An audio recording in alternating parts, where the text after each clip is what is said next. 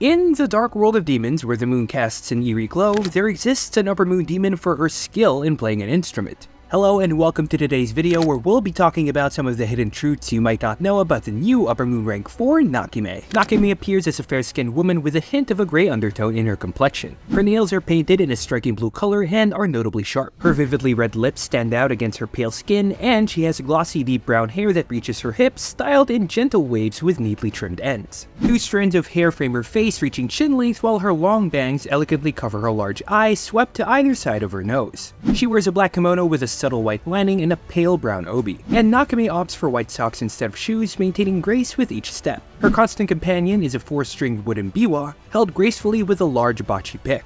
As an upper rank, she exposes her face, revealing a single awe-inspiring eye with a vibrant pink hue and a delicate symbol of 4 etched into its iris. Intricate veins encircle her eye, adding to its allure. Nakime replaced Hantengu as upper rank 4 after Hantengu's death. She is a demon known for her calm demeanor and loyalty to Muzan, and she possesses powerful skills in her blood demon art. She navigates the Infinity Fortress with ease, showing her mastery over its layout. Nakime rarely speaks, only doing so when needed, and her words are both brief and direct. And unlike the other demons we've seen so far, she unquestionably follows Muzan's orders without hesitation, reflecting her unwavering loyalty to him. Known for her ruthlessness and apparent lack of emotion, Nakime remains a mysterious figure within the demon ranks. Nakime's life as a human was tough, as she was an amateur biwa player struggling to make ends meet. She actually had a husband who was addicted to gambling and drained their earnings and savings, leaving them in serious trouble. One night, as Nakime prepared to perform, she found out that her husband had gambled away her performing dress, which made her furious, rightfully so, and ended up lashing out, killing him in a fit of rage.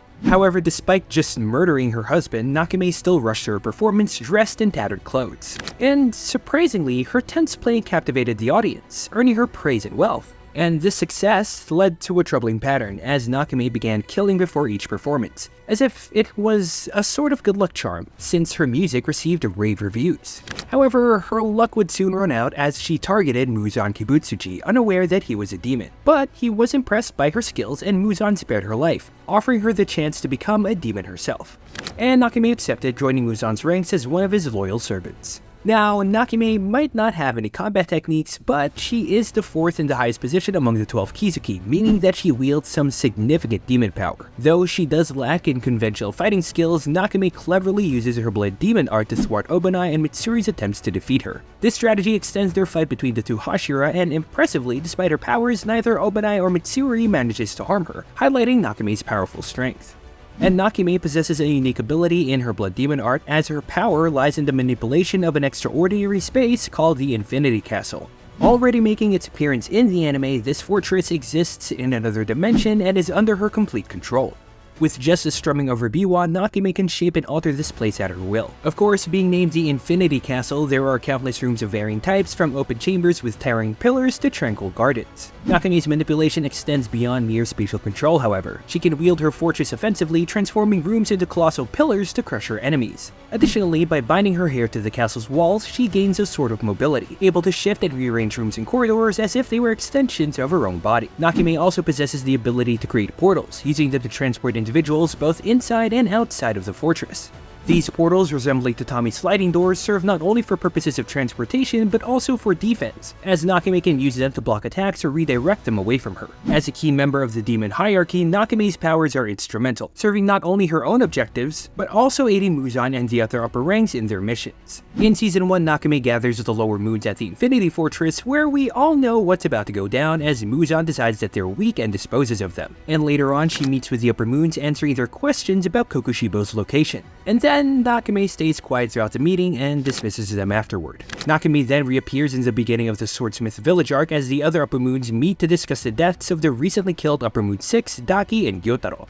And with Muzan being fashionably late, the Upper Moons engage in some banter, as we see with Doma, Kaza, and Kokushibo. And similar to the meeting with the lower moons, Nakime stays quiet, keeping to herself. That is, however, until after the meeting, Doma tries to hit on her, making her send it back to where he came from. After Hantengu's death, Nakime is now promoted to upper rank 4, now certified to be Muzan's demon secretary. And now, having been fed more blood, gains the ability to create eyeball spiders, allowing her to use her eyeball familiars to spy on priority targets.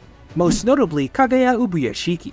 Before we move on though, some quick spoiler warnings ahead, because we're going to be talking about some manga endgame.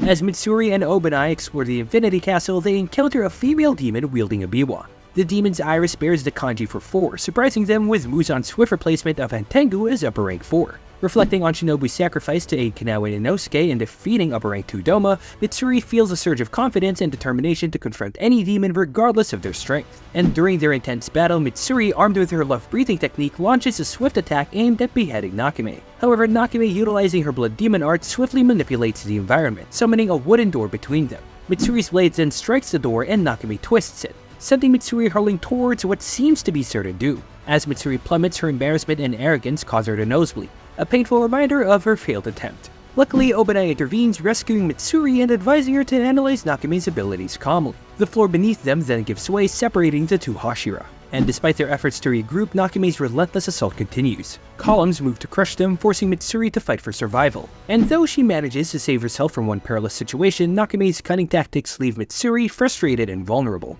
Meanwhile, Obanai launches his own attack, only to be thwarted by Nakime's defensive maneuvers. He realizes that while Nakime's powers may not be lethal, they are incredibly vexing to contend with, and as the battle rages on, it becomes evident that defeating Nakime will not be a very easy feat. However, as Nakime tries to keep Mitsuri and Obanai away, she doesn't notice Yushido sneaking up on her, and Yushido uses his powers to trick Nakime's eyes, fooling Muzan into thinking the Demon Slayers are God. But Muzan then finds out the truth when he sees Mitsuri and Obanai in his room, which causes him to get furious and demanding answers from Nakime, but Yushido steps in, vowing to avenge Tamayo by defeating Muzan.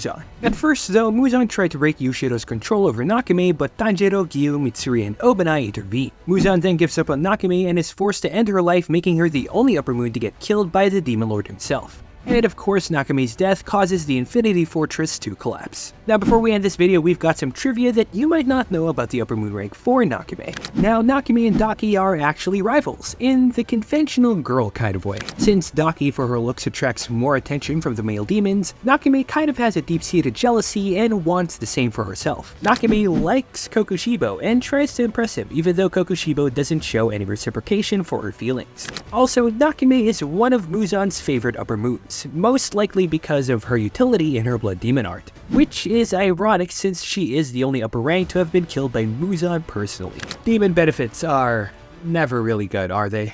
So that's gonna be it for this video. Thank you so much for watching, and if you haven't already, be sure to check out our other videos on the other upper moons that we've done, and if you've got any ideas of what we should cover next, be sure to let us know, and for more anime content just like this, keep it ripe with Anime Mango.